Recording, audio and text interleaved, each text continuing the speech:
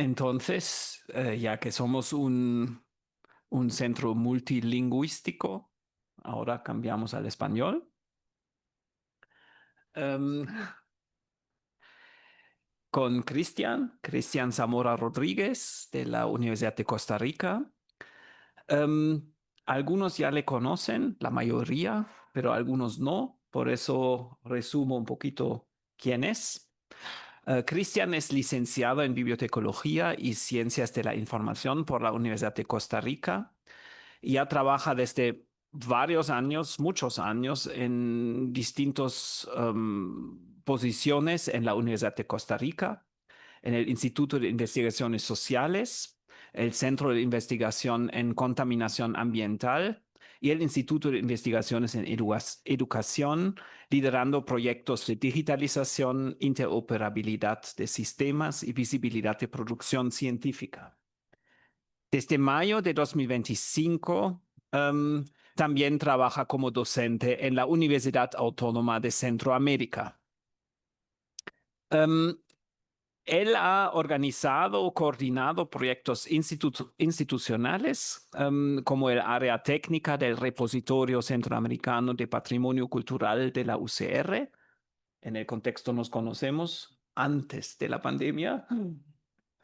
Y actualmente coordina iniciativas digitales para la difusión de la investigación y el conocimiento desde el Instituto de Investigaciones Sociales, cuyo en este instituto trabaja de momento como vicedirector de la biblioteca, pero creo que en 26 eso cambiará. Vamos a borrar el vice y serás el director y coordina la Red Centroamericana de Repositorios y Bibliotecas Digitales, co-coordina con algunos otros, pero tú eres alguien que tiene el sombrero más importante.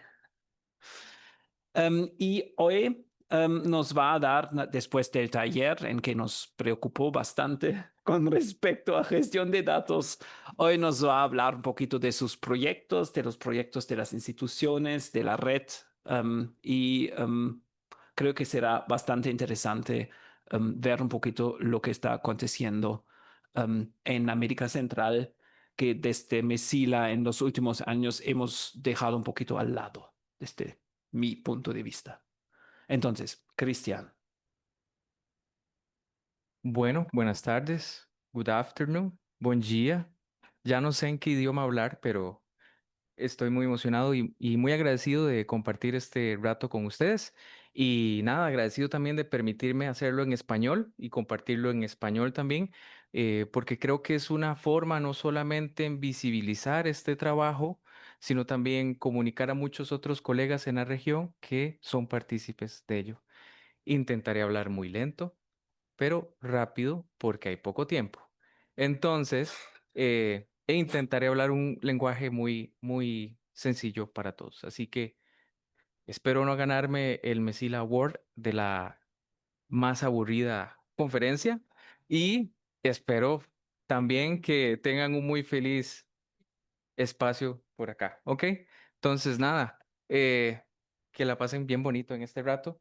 Y bueno, más que todo voy a comentarles, como lo dijo Christoph, no soy antropólogo ni tampoco soy sociólogo, así que voy a hablar mucho desde la perspectiva de una persona bibliotecaria en estos temas. Así que espero que podamos compartir este rato y disfrutarlo mucho, ¿ok?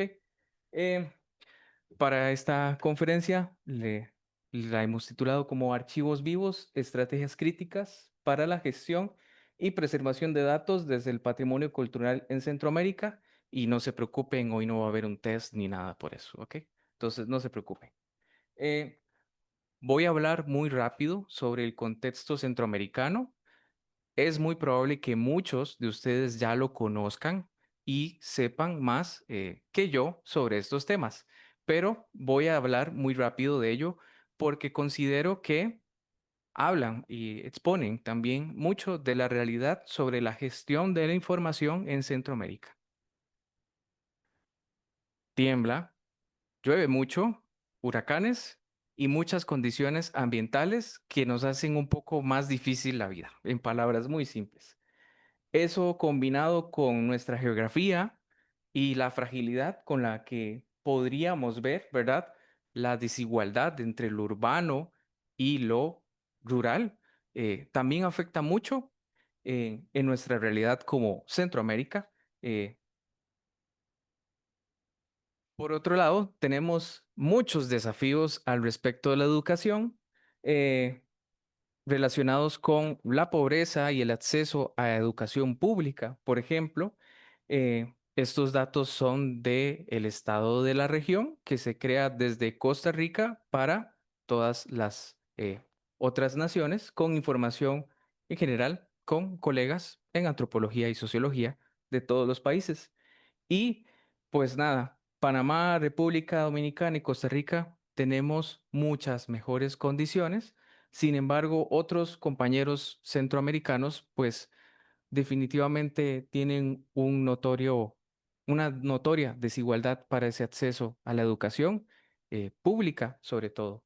Eh, y una gran cantidad de las personas no concluyen sus estudios o viven en algo que denominamos el apagón educativo, eh, en la que del todo salen, ¿verdad?, del sistema educativo formal y pierden esa continuidad institucional por lograr su educación. Alfabetización también es un problema. Es un gran problema y que también los mismos tres países tenemos avances muy significativos en el cómo logramos, por medio de nuestras instituciones públicas, lograr mejores condiciones. Pero hay un asunto muy curioso al respecto de eso. También, vamos a ver, un poco mejor así. También, pese a estas condiciones, las tecnologías tienen otras formas de verse. Por ejemplo, para 2019, Google contabiliza 38 millones de usuarios de Internet con un promedio de entre 5 a 7 horas diarias de uso en sus dispositivos móviles. Mucho Internet y sobre todo muchos millennials y generación Z presentes en el uso del Internet.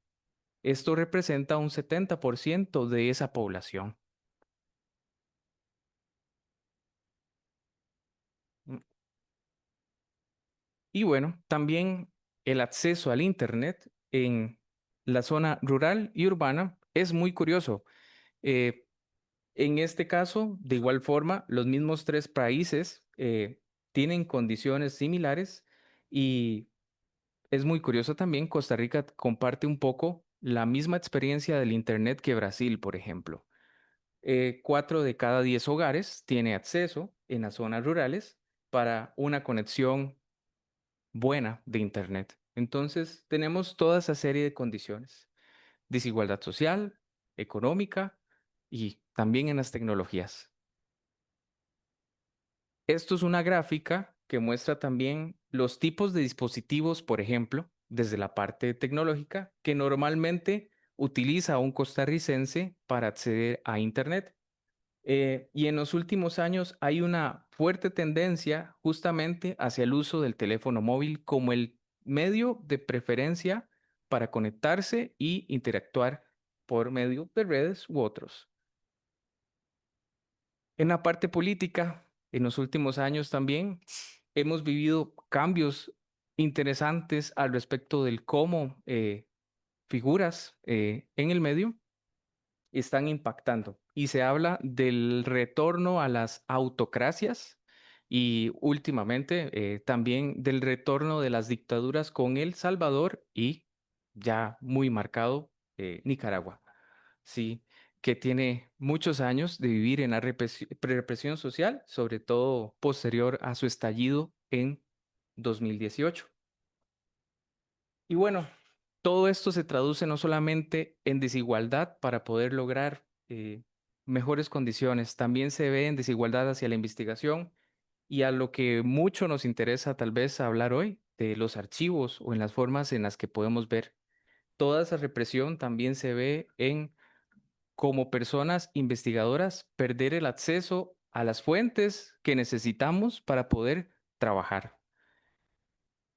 Es horrible llegar a una biblioteca y observar que todo está perdido y que no hay una vuelta atrás, que no hay más información que ver. Hay también cosas que podríamos decir que se maquillan y que pueden verse como una mejora hacia la igualdad, pero realmente representan un completo retroceso, como por ejemplo el caso de la Biblioteca de El Salvador, una nueva biblioteca que apertura, que muestra nuevas colecciones, nuevos materiales de trabajo, pero sin embargo también representó el cierre y la pérdida del Archivo Nacional General, es decir, años de historia y años también de trabajo de muchas personas que hoy en día no es posible recuperar y políticamente tiene una restricción que no permite pues seguir utilizando. En el caso de Honduras, de igual forma, el Archivo Nacional anunció un traslado debido a sus condiciones ambientales y también de el edificio, la edificación. eh, y hay una gran preocupación por la pérdida de muchos registros debido a este traslado eh, y también restricciones para ingresar a la misma información para la investigación. Y Nicaragua, que prácticamente debido a la dictadura ya no hay universidades, no hay universidades públicas, no hay forma de educación.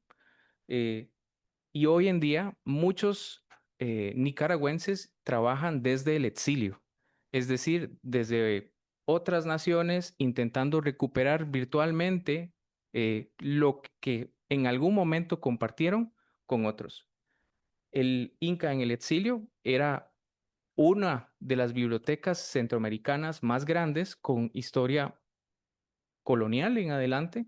eh, Y hoy en día han trabajado mucho por recuperar más de 70.000 registros que se perdieron definitivamente y algunos fueron destruidos por la misma dictadura sandinista. De igual forma, hay algunos elementos al respecto de las condiciones laborales en Centroamérica con respecto a desigualdad. eh, que tienen que ver con el mayor poder de las élites económicas y en consecuencia mucho debilitamiento de estas instituciones públicas para el apoyo y mejora de las condiciones. Y esto también se traduce en las condiciones laborales en las que algunas personas también han visto cambios en sus condiciones para mejora salarial u otros al respecto. Al final de cuentas, hablé muchos problemas, pero detrás de esto hay una gran riqueza. Hay una gran riqueza de conocimiento, pero hay una gran fragilidad para poder preservar esta información y el cómo acceder a ella. Por eso, archivos vivos, que creo que se asemeja mucho a lo que he visto durante estos 2 días en la conversación al respecto de sus compartir.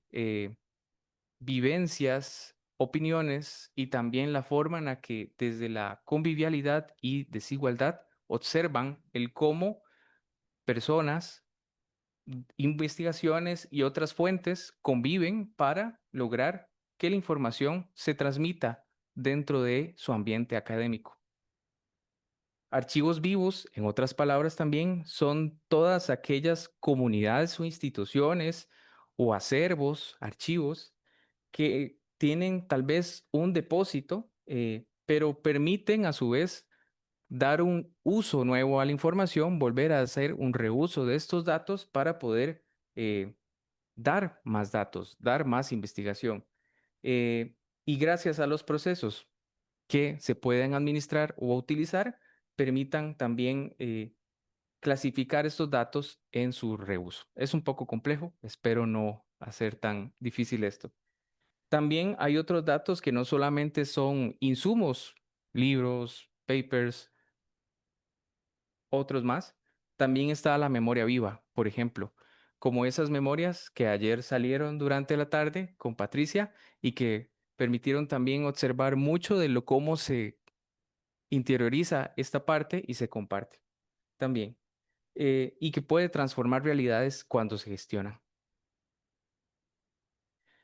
Les pongo un ejemplo, y este es un ejemplo costarricense del cómo un poco podríamos ver el patrimonio también y un archivo vivo. Por ejemplo, eh, Néstor Celedón, que es un artista costarricense centroamericano, ha retratado durante el tiempo eh, muchos de los elementos culturales, científicos, por medio de sus ilustraciones. Y adicional a esto, fue posible rescatar por medio de entrevistas y otros mucho de esa memoria y sus opiniones que hoy enriquecen también ese patrimonio. Eh, este es un ejemplo que me gusta mucho, puesto que una persona investigadora en historia tuvo esta gran idea de recopilar toda esta información, analizarla, clasificarla y ponerla a disposición. eh, Néstor Celedón falleció en junio de este año, entonces hoy en día tienen un gran valor sus entrevistas y otros objetos digitales que fueron trabajados como un archivo vivo, desde la perspectiva de recopilar sus experiencias e información. Les pongo tres muestras de sus obras que son parte de una colección virtual del Repositorio Centroamericano de Patrimonio Cultural, que justamente demuestran un poco sobre las condiciones sociales de las personas negras en el Caribe y el cómo también existían algunos problemas sociales al respecto de alcoholismo, drogadicción y otros. Entonces, también marca una perspectiva del cómo surge en la sociedad esos problemas de desigualdad y otros. Pasemos a las ciencias sociales. En el Instituto de Investigación eh, en Ciencias Sociales de la Universidad de Costa Rica, también pensando en archivos vivos, imagínense un acercamiento etnográfico a una población que vive con un botadero, un basurero a cielo abierto. Eh, Eso es justamente la historia de Río Azul en Costa Rica, una comunidad que intentó repeler un basurero público y perdió en la batalla.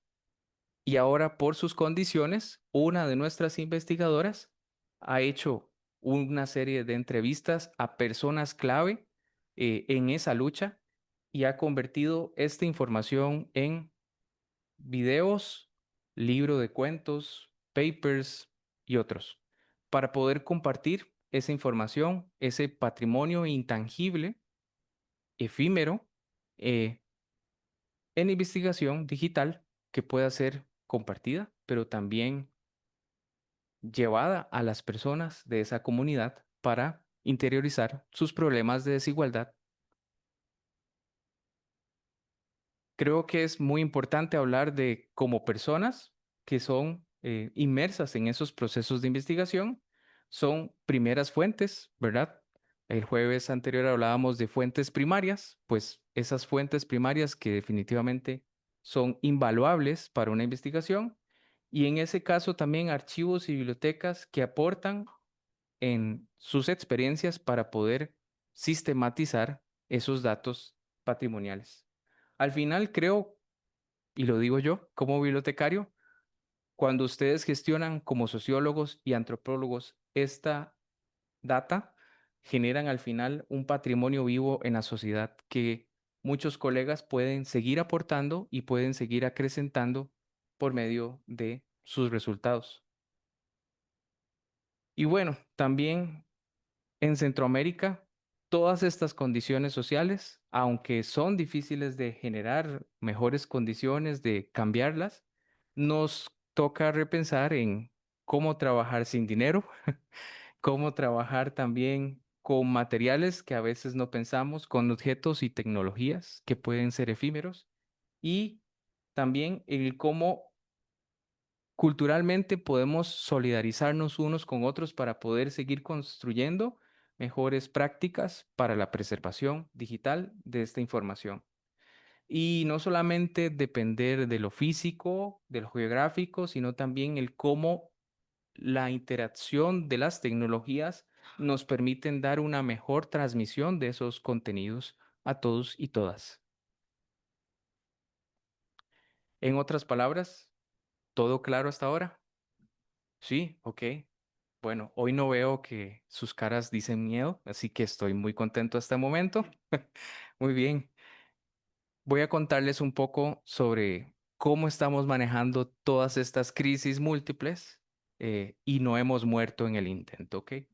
Entonces, estas dimensiones, desde lo que corresponde al Repositorio Centroamericano de Patrimonio Cultural, por ejemplo, eh, desde 2014 nació esta iniciativa por unificar los diferentes esfuerzos y también diferentes iniciativas aisladas por registrar el patrimonio de diferentes áreas también sociales.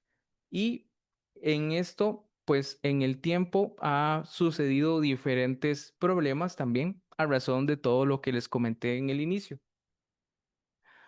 Pues inicialmente se buscó impulsar el acceso libre, el open source, para el patrimonio cultural y mediante la cosecha y la preservación y difusión de colecciones. En otras palabras, si yo tengo un repositorio, cómo comparto, cómo gestiono, cómo hacerlo y que sea siempre abierto a todos. Y también intentando fortalecer la investigación de los colegas en todas las áreas, sobre todo artes y ciencias sociales. Pues en Centroamérica, por ejemplo, para poder analizar la desigualdad en educación, no siempre es tan sencillo obtener un partner en el otro país que pueda apoyar esos procesos o alguien que tenga las capacidades para poder gestionar esa información. Entonces, también buscando crear nuevos canales de trabajo conjunto para poder gestionar estos datos. Nicaragua era el país más avanzado en tecnología para repositorios. Y a razón de la caída de la dictadura sandinista, a partir de 2018 perdimos a la UCA, justamente a todos los profesionales más expertos de la región en repositorios. Esto fue una caída total de la red a partir de ese año, de 2018 a 2020. Y fue también el cómo repensar el qué podemos hacer desde Centroamérica para retornar esta iniciativa. Hasta 2025 logramos nuevamente unirnos para un encuentro centroamericano en Guatemala y justamente en la Universidad San Carlos, en la que logramos diagnosticar en conjunto varios colegas de El Salvador, Guatemala, Costa Rica, con diferentes procesos de diagnóstico, cuáles eran las mayores necesidades y cuál era el estatus actual de la gestión de datos en nuestra región. Es creo que la primera vez que logramos hacer algo de esta forma para poder entender cuáles son las verdaderas realidades. Y a partir de ahí, formar grupos de trabajo utilizando nuestros propios recursos para poder eh, autocapacitarnos y generar mejores condiciones e instalar nuevas condiciones. Son algunas fotografías de las personas participantes. No somos muchísimos, no es medio Brasil tampoco, pero son algunas de las instituciones que se mantienen trabajando en la gestión de la información.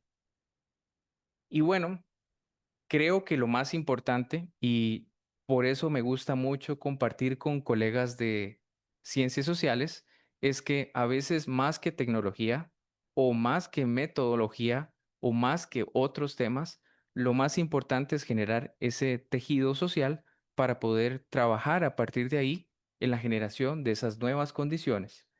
Eh, una parte también importante es el cómo podemos apoyarnos en acercar o generar un tal vez por decirlo así, un fast track para las mejores condiciones sean generadas. Y sí, las tecnologías es un tema y fue también posible observar el que algunas bibliotecas, por ejemplo, no cuentan con un sistema de información, por ejemplo, y usan un Excel nada más para gestionar sus libros. Es increíble que en estas edades, no sé, de la humanidad, exista una cosa así. Donde yo trabajo, mi biblioteca está automatizada desde 1983, lo cual es increíble. O sea, no entiendo cómo alguien no lo ha hecho hoy en día. Así que son las diferentes posibilidades también económicas y sociales las que a veces restringen el contar con un centro de información. Se los digo para que valoren mucho también el hecho de que tienen esas facilidades y tienen esas tecnologías a su mano. Y bueno, la red centroamericana también está trabajando mucho en esta preservación digital, utilizando normas. No voy a hablar de aspectos técnicos, no es el momento. Pero bien, eh, y también aprovechando mucho de nuestros múltiples conocimientos de algunos de los partners participantes en curaduría de la información, en data management y también en la educación no formal, es decir, compartir nuestros propios conocimientos en el uso de todas estas herramientas. A todo esto también hemos trabajado mucho en generar algo propositivo, algo más sencillo para nuestros colegas centroamericanos desde la UCR, eh, intentando darles herramientas para tener justamente ese fast track para la red centroamericana. Por ejemplo, estamos trabajando mucho ahorita en generar la vinculación de dos grandes fuentes técnicas, por ejemplo, una norma OAIS, la correspondiente hacia la preservación digital, mezclando algunos conceptos de UNESCO que hablan sobre el cómo digitalizar al respecto documentos en general artísticos, archivísticos y otros. Y generando una traducción a personas investigadoras como ustedes que deseen hacer preservación digital. Lastimosamente, no siempre es un bibliotecario el que tiene esta iniciativa, sino es una persona investigadora que sus entrevistas desea preservarlas o sus registros de investigación desea preservarlas de la mejor forma. Eh, y nació un modelo eh, de 4 fases que al final resumen toda esta información para el control de los datos. Eh, Lo que busca un poco esta propuesta, como les comentaba, era ligar o acelerar esos procesos, pero también enseñarles a cómo orientar personas investigadoras en los planes de gestión de datos, eh, en, uniendo todos esos constructos o toda esa información y asegurar que las condiciones de las colecciones digitales sean al menos las mínimas posibles para poder preservar.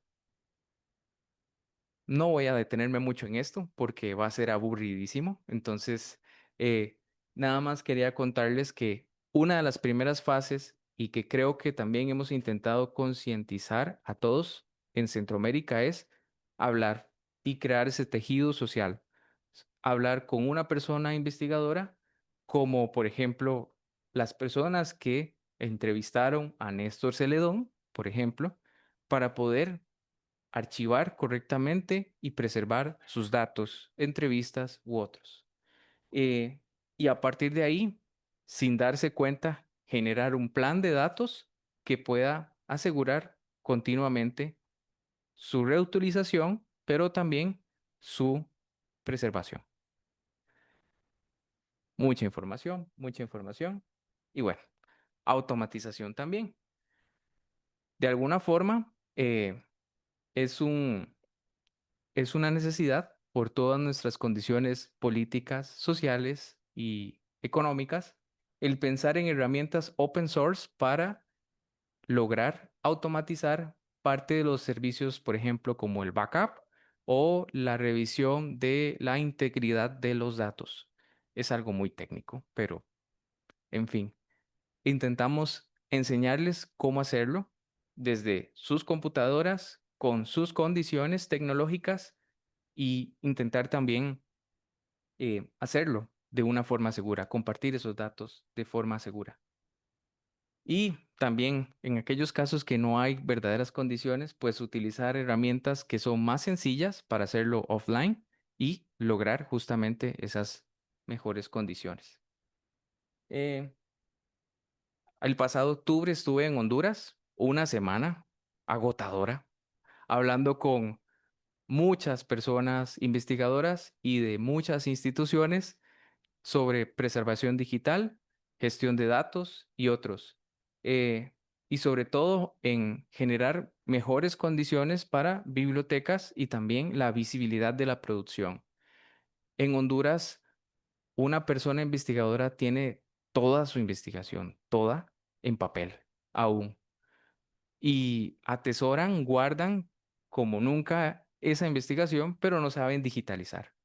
Así que antes de que esté en ResearchGate, tenemos que hacer algo. Entonces, ahí es donde nos hemos puesto a trabajar mucho para mejorar esas condiciones. Y la idea es seguir replicando estos nuevos caminos o estas formas de trabajo con ellos para tener en el menor tiempo posible un plan de trabajo claro y gestionar esa información hacia la red centroamericana, que el próximo año esperamos lograr mejores herramientas también y aprendizajes para que las personas puedan eh, apoyarse mutuamente con nosotros.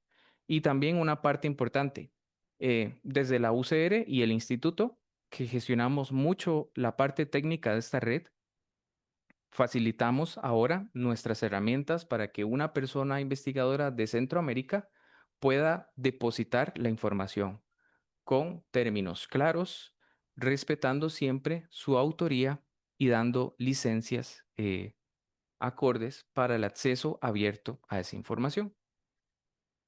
Y nada, también hemos trabajado en algunas colecciones de Nicaragua y sobre todo estamos trabajando por recuperar algunos de los datos perdidos por el mismo conflicto social actual y también estamos pensando en cómo lograr que esa información esté segura también en otros lugares del mundo para seguir preservando. eh.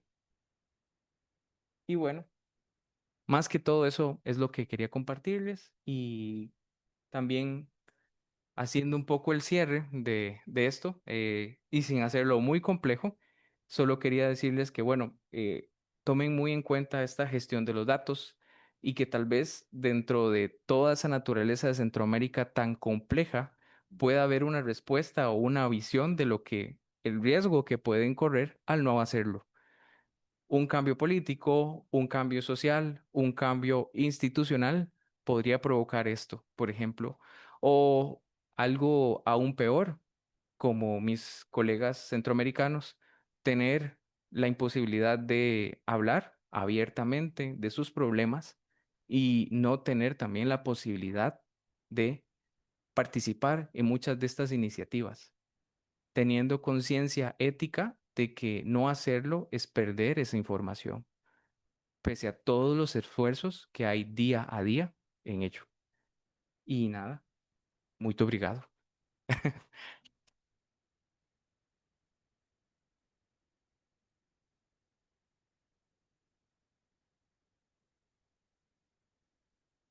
Muchas gracias, Cristian, por darnos esa perspectiva desde América Central y a sus realidades Mm. en las bibliotecas y también con respecto a las realidades sociales. Em, no quiero hacer unos comentarios muy largos o muy extensos, pero creo que yo veo algunos puntos que a lo mejor podemos en la discusión un poquito a profundizar. Em, lo presentaste bastante diplomáticamente, Ujú, lo que está pasando en El Salvador y en Nicaragua. Tal vez yo como alguien que viene de fuera, puedo decirlo de otra forma.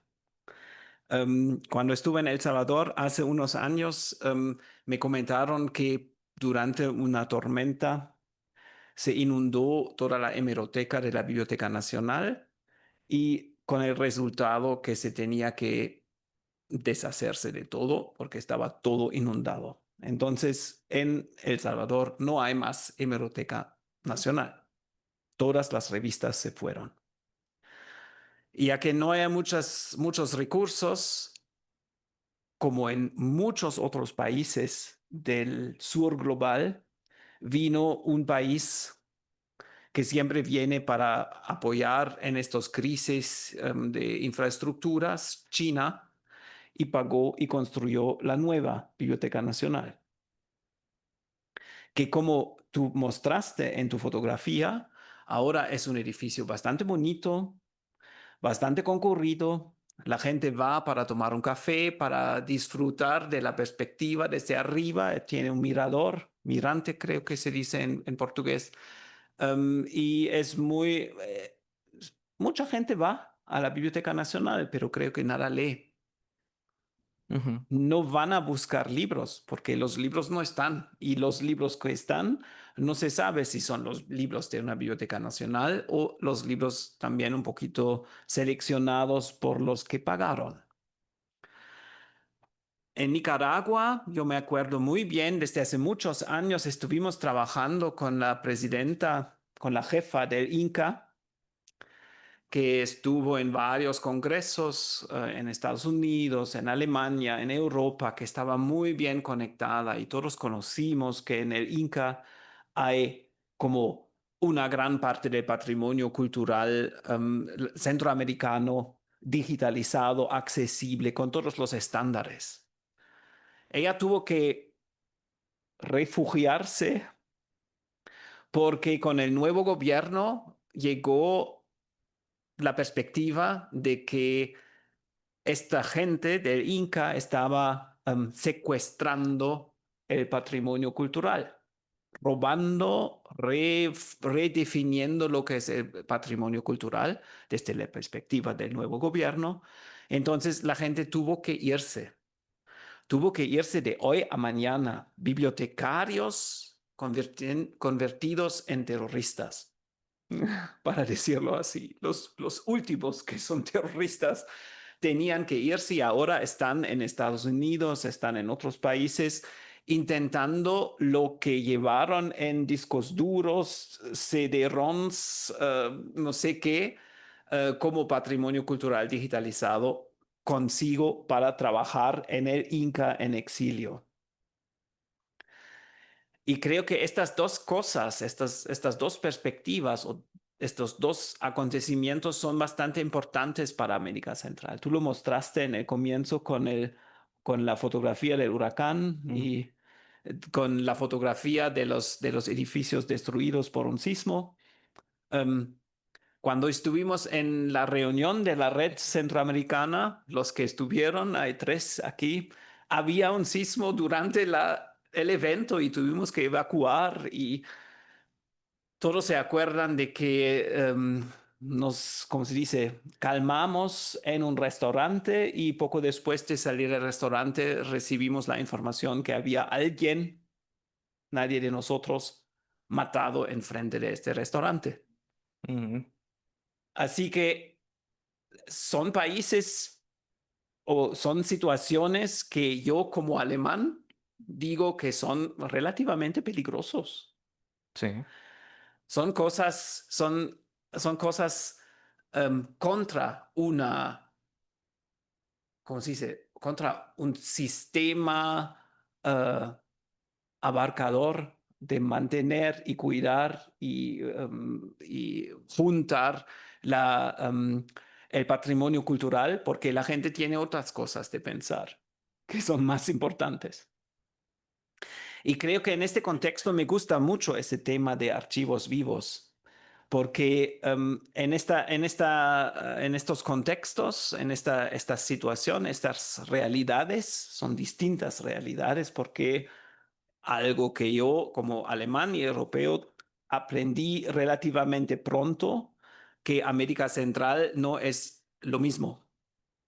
Desde Europa, América Central es América Central, pero Panamá, Costa Rica y Guatemala son países, mundos, universos bien distintos. Entonces tienen distintas posibilidades, distintas realidades, y por eso me parece muy importante que con todas sus capacidades y posibilidades están colaborando y que tienen esa perspectiva de no como nosotros, los alemanes prusianos, que colocan, no sé, que amontonan todos los libros que están a su alcance, y los ponen sistemáticamente en unos estantes en un depósito muy moderno, muy de todo, que ustedes están trabajando con los archivos, están intercambiando y están intentando de mantenerlos abiertos, abiertos de una forma de que puedan circular de cierta forma. Y por eso me parece muy interesante y tal vez tú puedes hablar un poquito más sobre esta forma de dejarlo circular a través de digitalización. Porque creo que no tienen todas las herramientas, equipos de digitalización que nosotros Ujú, conocemos y ujú, esperamos en una forma sistemática, sino lo hacen de una forma más eficiente para que pueda circular verdaderamente ujú, y no como se dice, hacerlo muy elaborado y no puede circular al final. Creo que ustedes tienen varias ideas de cómo hacerlo más fácil, ujú, todo ese proceso. Um, Otro punto, faltan dos, y un otro, a que me gustaría o que gustaría hacer hincapié, o como se dice en español, ujú, es esa colaboración entre investigadores y bibliotecarios o profesionales de colección. Creo que eso es muy importante. Es muy importante porque solo una colección puede ser buena, puede ser, eh, como se dice, atractiva, utilizable cuando está hecha alrededor de las necesidades de los investigadores y de sus usuarios. ujú, Puede ser una biblioteca pública que está más para niños o para un público general, pero si es una colección específica, académica, de pesquisa, de investigación, tiene que estar realizada y ordenada y organizada alrededor de las necesidades de su público. Entonces, tal vez tú puedes hablar un poquito de tus experiencias de colaborar. Me comentaste algo de este chiste de la competencia, quién tiene Ah, más datos, sí, algo así. ok. Ustedes, cuando te visité en tu instituto, tuve la impresión que están muy cerca, que está colaborando todo el día y tú estás como bibliotecario, estás preparando la visibilización de los datos de los investigadores y no lo haces porque es solo porque es tu idea, sino estás en ese intercambio. Ese intercambio a la par es muy importante desde mi perspectiva. Y el último punto es que en todo eso es muy importante la profesionalización de ese trabajo. Y cuando hablamos el jueves de los planes de gestión de datos, que para los investigadores son, ay no, eso también, me gustaría trabajar con los datos, me gustaría analizarlos. Y yo quiero escribir mis artículos, mis libros, pero no sé, trabajar en estos pinches planes de gestión. um, no tengo tiempo, no tengo ganas, me parece demasiado complicado, pero con una profesionalización de organizar estos datos ya desde el primer momento se va a ahorrar mucho trabajo, mucho muchos problemas después, porque con datos bien organizados desde el primer momento, más tarde se puede trabajar más. A largo plazo se puede trabajar más fácilmente. Y siempre cuando los investigadores me dicen, ay, no tengo tiempo de poner metadatos desde el primer momento, yo siempre digo, bueno, va a tu galería de fotografías en tu móvil y busca la fotografía de tu hija cuando tenía 8 años. Comienzan a buscar y buscar, a buscar, a buscar y nunca van a encontrarla. Con unos metadatos, nombre, fecha, Mm. listo, se puede buscar y está. Entonces, tal vez tú puedes un poco hablar de esta profesionalización. Hablaste de la colega que también habló conmigo en Guatemala de su repositorio de datos en un formato Excel. ¿Cómo lo ves? ¿Cómo es el desarrollo? En qué estatus está de momento en general o por país? Hablaste un poquito de tu viaje a Honduras. Um, en qué están? En qué nivel, en qué punto de la profesionalización para cooperar y colaborar verdaderamente en esta red, e intercambiar estos datos. Tal Ok, vez puedes hablar un poquito de eso. ok, ok, muy bien. Tal vez para darles una perspectiva general, donde trabajo, el Instituto de Investigaciones Sociales tiene 50 años de existir, no lleva poco, y el Centro Documental cumple 50 años el próximo año. Entonces también tenemos muchísimo tiempo de trabajar juntos en la investigación, pero justamente la diferencia es que somos un centro de recursos para el aprendizaje y la investigación. Es decir, las personas bibliotecarias que estamos ahí, no todos son bibliotecarios. También hay personas investigadoras trabajando con nosotros en la descripción eh, de la información para poder posibilitar o dar mejores condiciones a esos datos. Entonces, eso enriquece mucho nuestro trabajo y eh, parte de lo que nos corresponde como bibliotecarios es entender justamente ese contexto de la investigación en el que se desarrolla para generar esas condiciones de descripción eh, utilizando sistemas u otras cosas que nos permitan darle un mejor uso a esos datos. Eh, entonces, es para mí normal conocer a todos los investigadores, hablar con ellos e intentar dar seguimiento a sus trabajos. Y es muy normal para ellos llegar y solicitarnos información para poder hacer uso de esos datos. Entonces, mi trabajo es hacer ese intercambio. Eso es una parte vital. Eh, de igual forma, todas estas herramientas y todos estos elementos son eficientes e intentamos hacerlo en una forma creativa al no tener recursos. Entonces, de esa forma, open source como gran respuesta para no comprar licencias y metodologías aplicadas desde nuestra investigación en el cómo combinar toda esta serie de herramientas para la gestión de los datos. Por ejemplo, IFLA, UNESCO u otras instituciones que generan eh, documentación de primer nivel, normas, las estudiamos, analizamos y adaptamos a nuestras condiciones. Tal vez no tenemos el mejor escáner, un Bukai o cosas así, ¿verdad? De escáneres de la mejor calidad, pero entendemos muy bien cuál es el punto mínimo para hacer preservación. Y eso es lo que buscamos siempre, entender y aplicar y luego utilizar las herramientas open source que nos permitan dar continuidad. Eh, creo que también los otros colegas centroamericanos de cierta forma analizan y piensan en cómo con sus propios recursos, ¿verdad? Repensar en forma muy creativa que la investigación cumpla esos elementos mínimos.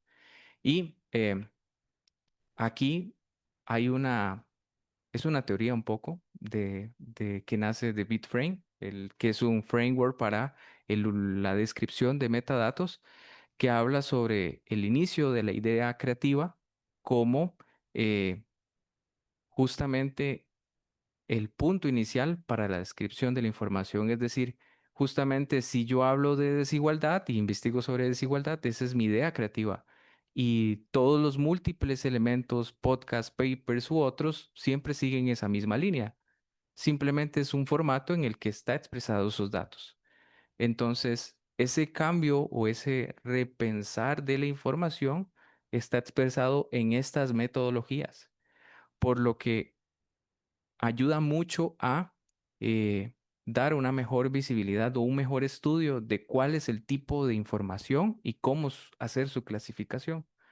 Eh, Adicional a eso, también es mucho comprender cómo los grandes buscadores utilizan o qué lógica utilizan para poder aprovechar a mi favor eh, sus metodologías, aprovechando técnicamente el cómo hacer eh, un esquema de metadatos acorde a ellos, siempre aventajándome en cierta forma de lo que podría utilizar ahí. Entonces, es mucho trabajar de forma creativa, creo yo. Sí. Y bueno, también es interesante. Le dije en broma a Christoph que sería muy divertido traer un análisis de quién es el top 10 aquí en Mesila, por ejemplo. Eso hacemos en nuestro instituto. ¿Quién es el ranking de investigadores? ¿Quién es el top eh, publicando? ¿Quién es el que tiene más visitas y quién es el que tiene más citas? Es decir, hagamos que la ciencia sea más centroamericana, más competitiva. Entonces, es como mucho en ese sentido. Las formas creativas también aplicadas hacia los investigadores. Pero esto no quiere ser un problema, sino que busca también dar un entendimiento de lo importante que es ser acompañado en la investigación para dar mayor visibilidad a sus datos. Al final, ese top uno de ese ranking eh, puede decir que hizo un buen trabajo. Le puedo ayudar aún más a concientizar o hacer visible esa información, creando mejores condiciones para interconectar con redes, otros investigadores o publicar en algunos medios también parte de su investigación. Y creo que eso es más del rol de un data stewardship para la gestión de los datos o un data science aplicado a esa área. Pero eh, no podemos o no tenemos a veces el recurso, así que hay que trabajar todos juntos eh, por lograrlo. Y sí, las condiciones en Centroamérica es que, por ejemplo, en Honduras no existen archiveros profesionales, no existen bibliotecarios profesionales, porque no existe una carrera en la universidad. Eh, Eso es también parte de su realidad. No hay cómo aprender una carrera de este tipo o cómo aprender formalmente estos métodos y procesos. Entonces, un doctor en lenguas me llamó para poder hacer esto. No es una persona bibliotecaria, es la realidad. Y esa persona pues aprenderá con nosotros. No hay otra posibilidad. Sí. Entonces, también eso es parte de la realidad. Solo en Centroamérica, bueno, Costa Rica, Guatemala, Panamá y México tenemos formalmente estas carreras. Entonces, también es parte de la problemática. Sí.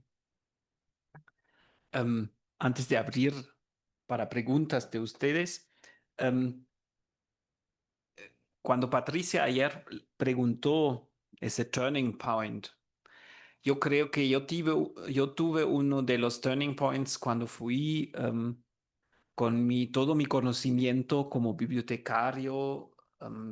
Escribimos en los años 2010, 2011, un libro sobre cómo se digitaliza.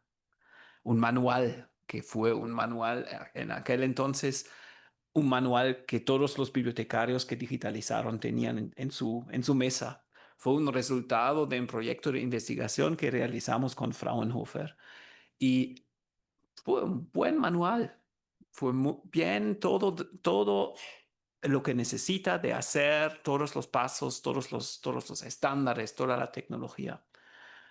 Y cuando fui por primera vez a América Latina y me invitaron de hablar y explicar cómo se digitaliza, durante mi primera conferencia me di cuenta que estoy hablando de otro mundo, de otro planeta, que los estándares de Alemania, la tecnología de Alemania que utilizaba en nuestra teoría de cómo se lo hace como mejor práctica, no tiene nada que ver con la realidad de América Latina. Y cuando hablé en Guatemala con la colega que me habló de su archivo de Excel, de su archivo de datos en Excel, yo pensé que, bueno, sí, si no hay otros recursos, por lo menos que tenga un Excel, que ya es un primer paso. Y lo único que puedo decir en este contexto es que sí, estás en el camino, está una cosa muy buena, pero piensa en que Excel no es un banco de datos bastante estable. Mejor buscar otra forma de utilizarlo o de mantenerlo, pero no diciendo que así no se puede hacer, se tiene que tener un banco de datos de tal y tal y tal y tal y tal cosa. Así que después de intentar de explicar la digitalización a personas en América Latina, reflejándolo en su realidad, cuando volví me di cuenta que, bueno, es un buen manual, pero es un manual para la realidad en Alemania y para las normas, ese normativitis que tenemos en Alemania de estandarizarlo todo y no se puede, se tiene que pensar de otra forma. Pero bueno, hay preguntas, comentarios de ustedes, inseguridades, preocupaciones, incomodidades.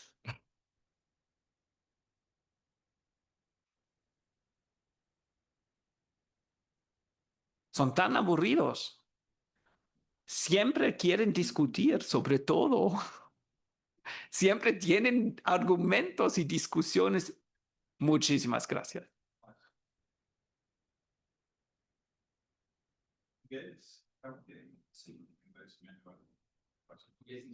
Então, pode ser que você já falou sobre o assunto, mas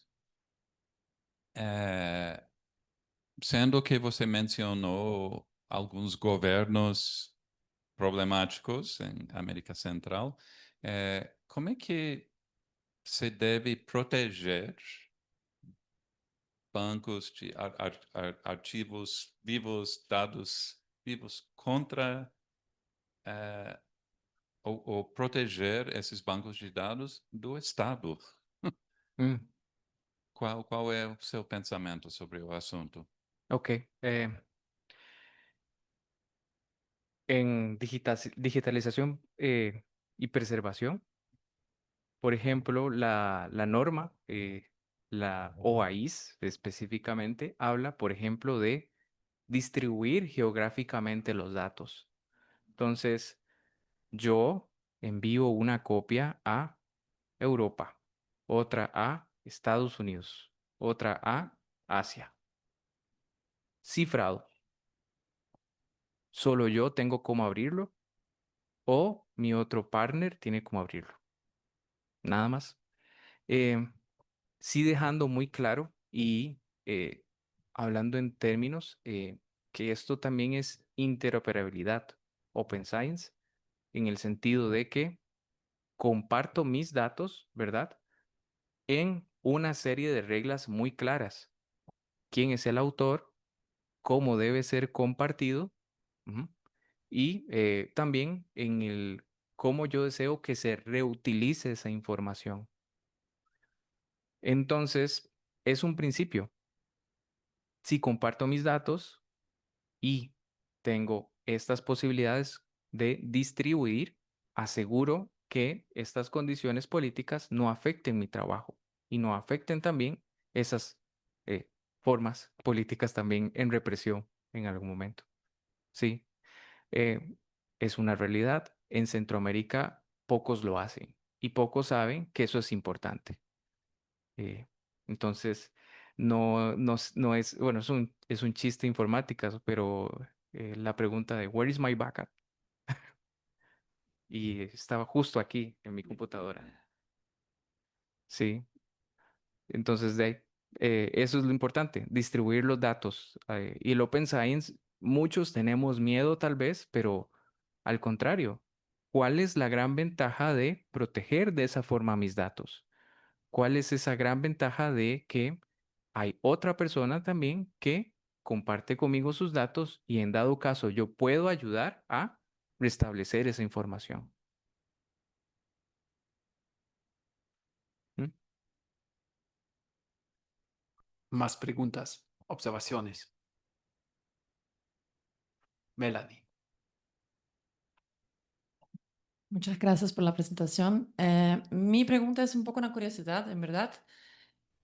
¿Tienen alguna colaboración o alguna cooperación con casas editoriales para que también sean responsables por el contenido de los investigadores, de lo que va a ser publicado? ¿Hay alguna, no sé, manera de hacer eso? Porque muchas veces las casas editoriales no son bueno, las sedes no están en los países que son afectados, ¿no? Y tienen el poder de almacenar mucha cosa. ¿Podría haber más acuerdos de cooperación en este sentido? ¿Ves alguna posibilidad así? ¿O hay el impedimento por ser muy comercial? Pero sería una salida también, ¿no? Entonces, más una curiosidad, quiero saber tu opinión y si hay alguna cosa en ese sentido. Oh, ok. En el Instituto de Investigaciones Sociales tenemos experiencia en eso también. Tenemos nuestra propia editorial y la biblioteca es justamente la encargada de hacer toda la gestión. Entonces, nos encargamos también de diagramar, o sea, crear las maquetas en español, digital los libros, todo, y publicarlos. Pero los publicamos justamente en nuestro repositorio. Es la primera fuente. Y justamente hacemos nuevamente la distribución de los datos a Claxo, la referencia, OpenAire y otros espacios también en donde compartimos esa información. Entonces, de esa forma lo hacemos y trabajamos en coedición como Claxo, por ejemplo, o la editorial de otras universidades. Por ejemplo, hay algunas publicaciones que hemos hecho con si no estoy mal, con algunas universidades hay de Centroamérica, que tenemos allá algunas publicaciones por ahí. Flaxo también tenemos varias publicaciones con ellos que también colaboran y comparten también esta metodología. Pero igual, es algo interesante porque el mundo editorial también implica una serie de reglas muy estrictas también. eh, y al menos en mi parecer, cuando somos partícipes en ese ecosistema, ¿verdad? Somos también partícipes del ecosistema de la biblioteca y el reuso de los datos.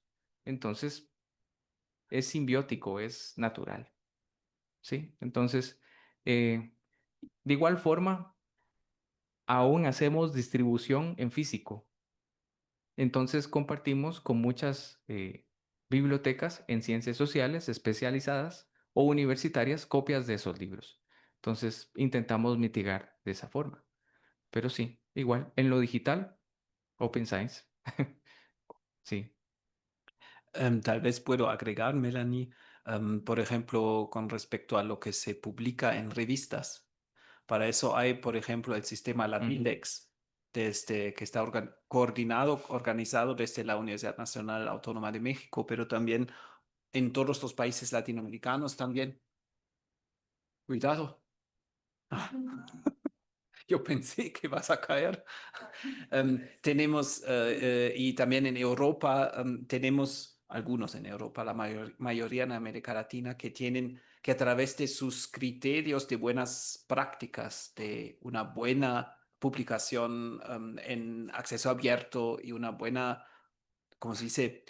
Unos criterios básicos para una publicación estable, sustentable en acceso abierto. Para eso hay también no solo la calificación por los criterios, sino también mucho de orientación a los editores para que sepan que su revista no sea alguna cosa que se publica hoy y mañana termina, sino lo gestionan mejor para que esté más estable y más abierto. Eso también existe. Más preguntas.